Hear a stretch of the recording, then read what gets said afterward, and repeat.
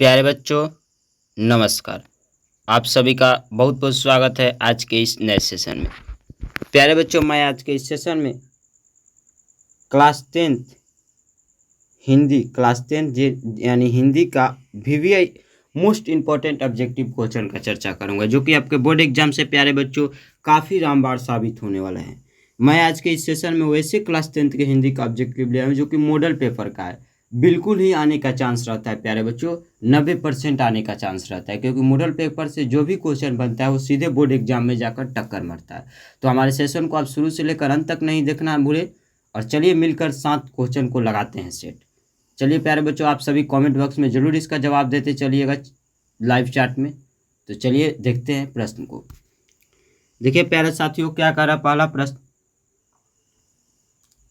इनमें से कौन नाट्य कृति है। प्यारे बच्चों कह रहा है यह प्रश्न कि इनमें से कौन नाट्य कृति है। कौन है प्यारे बच्चों? तो भारत सौभाग्य जो है एक प्रकार का नाट्य कृति है, यानी इस प्रश्न का प्यारे बच्चों ऑप्शन डी सही हो जाएगा। चलिए देखते हैं प्यारे बच्चों अगले प्रश्न को। देखिए अगले प्रश्न क्या कर रहे हैं, प्रेमघन का जन्म कहाँ हुआ। प्रेमघन का जन्म कहाँ हुआ था प्यारे बच्चों? कहाँ हुआ था? तो मिर्जापुर में होता है। इस प्रश्न का प्यारे बच्चों ऑप्शन ए सही हो जाएगा। हमारे साथ लगाते चलिए चैट बॉक्स में प्यारे बच्चों सारे प्रश्न के उत्तर को। क्या कर रहा है अगला प्रश्न, देखिए प्रेमघन ने मुख्य रूप से किस भाषा में काव्य रचना की। किस भाषा में काव्य रचना की थी प्यारे बच्चों? ब्रज भाषा में। इस प्रश्न का ऑप्शन ए सही हो जाएगा प्यारे बच्चों। चलिए अगले प्रश्न को देखता हूँ। क्या करा अगला प्रश्न, क्या करा अगला प्रश्न, देखिए पराधीन भारत में चारों वर्णों में किसकी चाह थी। किसकी चाह थी प्यारे बच्चों? यह प्रश्न कह रहा है किसकी चाह थी? दासवृत्ति की, यानी प्रश्न का ऑप्शन बी सही हो जाएगा प्यारे बच्चों। देखते हैं अगले प्रश्न को। देखिए अगला प्रश्न क्या कर रहा है, कवि समाज की किस वर्ग की आलोचना करता है। किस वर्ग की आलोचना करता है प्यारे बच्चों? किस वर्ग की? तो सुविधाभोगी वर्ग की, यानी ऑप्शन सी सही हो जाएगा प्यारे बच्चों इस प्रश्न की। चलिए देखते हैं अगले प्रश्न को।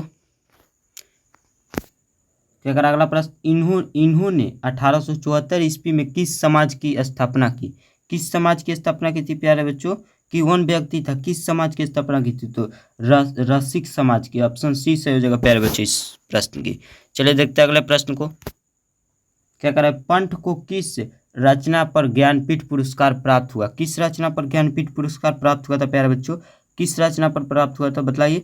तो चिंदबरा की रचना पर, ऑप्शन ए सही हो जाएगा प्यारे बच्चों इस प्रश्न का। चलिए देखते हैं अगले प्रश्न को। गीता प्रकाशनी किसके लिए प्रयुक्त है। गीता प्रकाशनी किसके लिए प्रयुक्त है प्यारे बच्चों? तो भारत माता के लिए, ऑप्शन डी सही हो जाएगा प्यारे बच्चों इस प्रश्न का। ऑप्शन डी सही हो जाएगा। चलिए देखते हैं अगले प्रश्न को। क्या कह रहा है, पंत का जन्म कहाँ हुआ था। पंत का जन्म कहाँ हुआ था प्यारे बच्चों?